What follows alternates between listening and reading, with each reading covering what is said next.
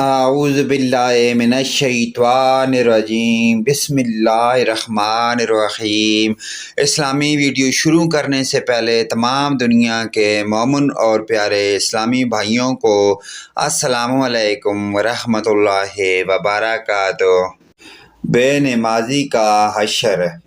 بعض علماء کرام نے فرمایا ہے، بے نمازی کا حشر ان لوگوں کے ساتھ اس لیے ہوگا کہ اگر اسے اس کے مال نے نماز سے غافل رکھا تو وہ قارون کے مشابہ ہے، لہذا اس کے ساتھ اٹھایا جائے گا، اور اگر اس کی حکومت نے اسے غفلت میں ڈالا تو وہ فرعون کے مشابہ ہے، لہذا اس کا حشر اس کے ساتھ ہوگا، یا اس کی غفلت کا سبب اس کی وزارت ہوگی تو حامان کے مشابہ ہوگا۔